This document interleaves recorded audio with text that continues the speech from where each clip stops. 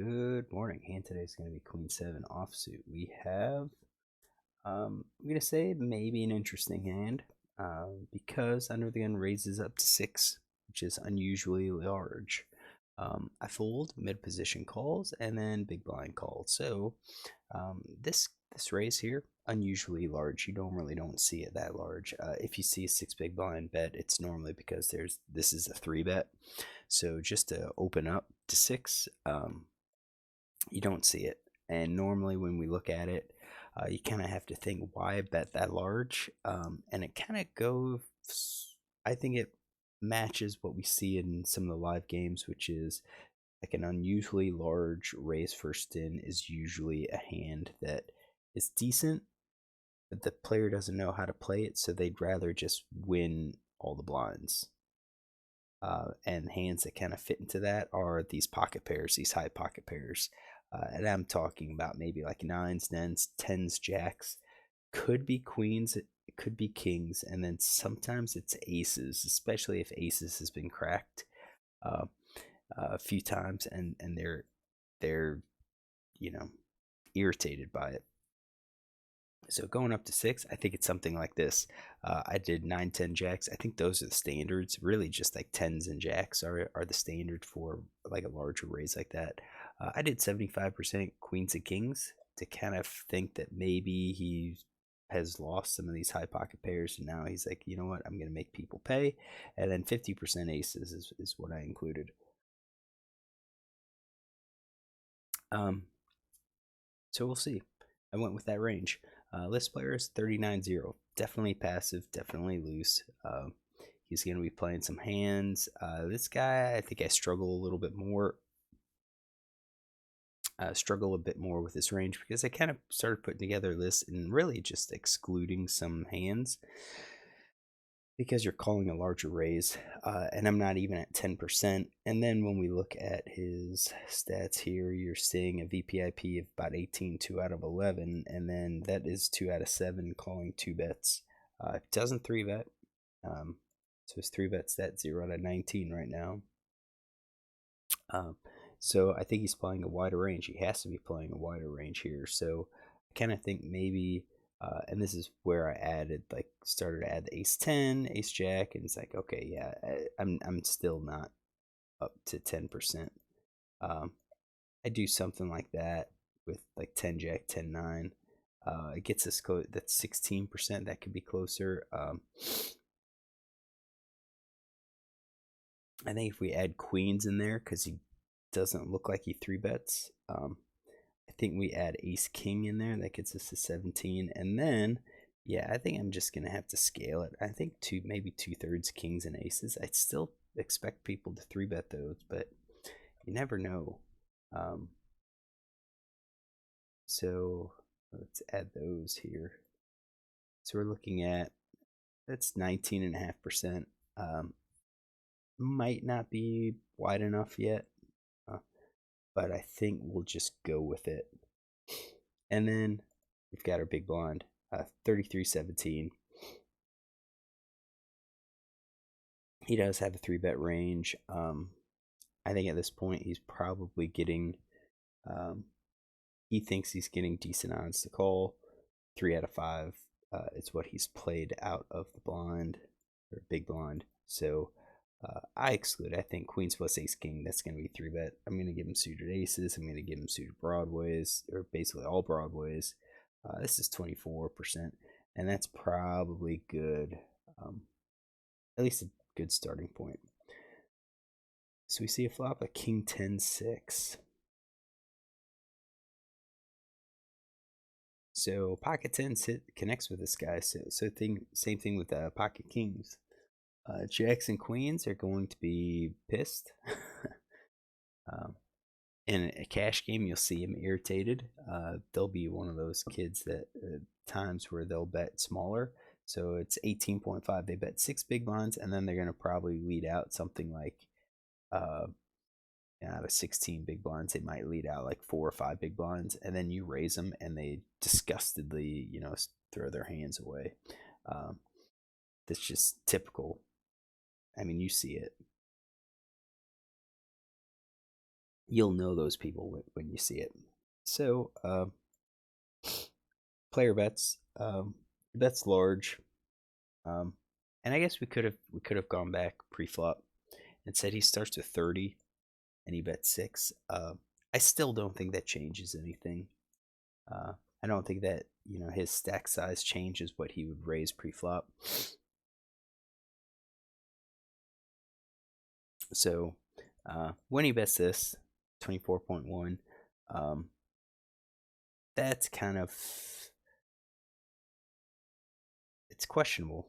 I mean, with his stats, I mean, he plays a lot of hands here. Would he do this with queens and jacks? Yeah, probably. Probably. Um, would he do it with a set? Yeah, maybe. Um, I think the set, we can scale that down. I'd say maybe 50% he does that. I almost want to say he would bet smaller with the set.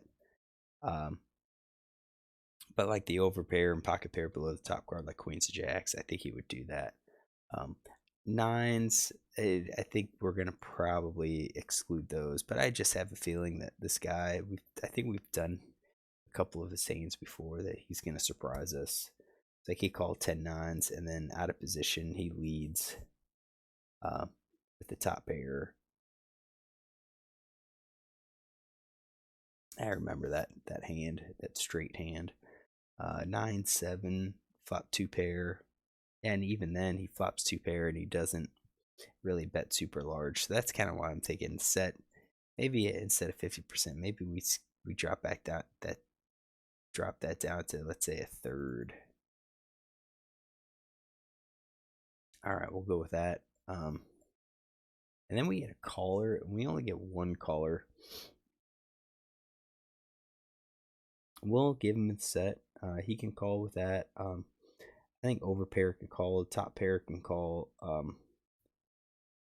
I think it'd be hard for him to call with a pocket pair below the top card. I think the open ender is going to probably call too. I think that's going to be our range, our calling range. So we see it. You get a 4 of clubs, and then you get a 6 of spades.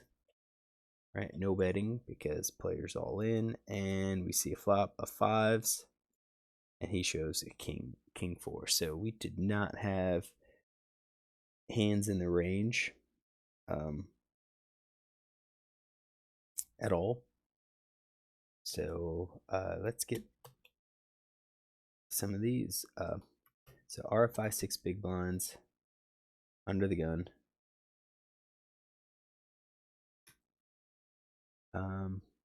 With 5 of spades, 5 of clubs.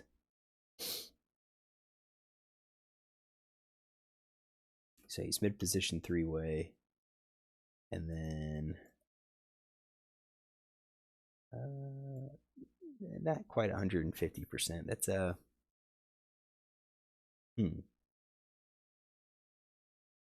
like 133%.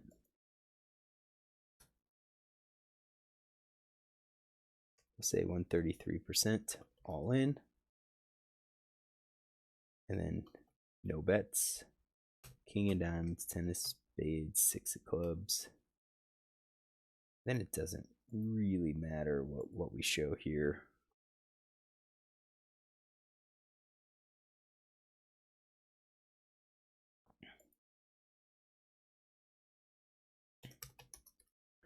So he call under the gun, 6 big blind RFI in low jack with king of spades, 4 spades. So in position 3-way, he called 133% all in.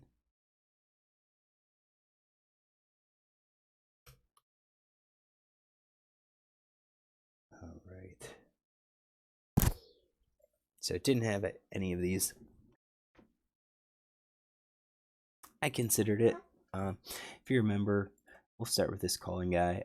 We looked at the range, and it's like, yeah, it's just, we're under 10% typically a call. versus a larger raise, but he's playing 39% passive. Uh, Considered adding aces, suited aces. If we add suited aces, that gets us a 22. We'd have to add suited kings, that gets us a 24, 25%. Let's do that. Let's just clear it. And then you add like the queen 9. That improves us. And it's good to know. This player bet the 6, so didn't quite have the pocket 4s or the pocket 5s down here. Did think it was high, more of like one of these, just because it's kind of what some players do, but I missed that. Take notes of these players. You'll see it again. So we do have it, and we see it. Oh, 6 big blind. Oh, what did he have? He had pocket 5s. So maybe he's doing that with like small pocket 5s. Well, small pocket pair, mid pocket pair, and then he bets a little bit smaller with like the ace king, ace queen, and so forth. Who knows? Who knows? But I don't like his raise pre-flop. I don't like his call with king 4 spades. He calls. He's gonna encourage other players behind him to call. He did get called by big blind.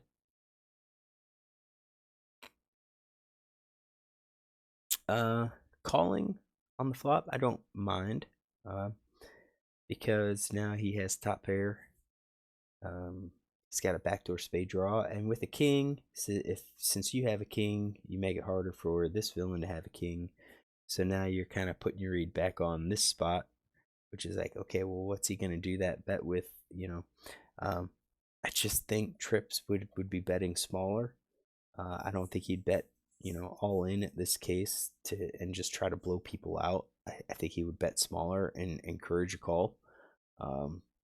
Maybe even like a check raise, but I think I don't think a check would be in his game plan. I mean, he does have some checks, but I think betting smaller would be more likely.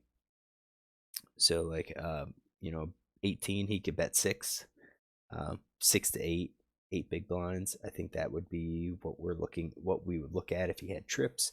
I think aces, if he had lost with aces previously, he could be irritated, and that's why he would bet. So I think aces could be possible, queens and jacks could be possible, that he's disgusted. I consider dime, but I just kind of assume that with a 9 he would have just checked it eventually, or checked behind and said, okay, well, I missed those, it's just check and be done and save. But I did think about, would he do this with the 9? I mean, if he's doing it with jacks and queens, then perhaps he could do it with 9s, and that means he's probably, if he has these pocket pairs, he's also doing it with all those pocket pairs. But then the question becomes, how low does he go?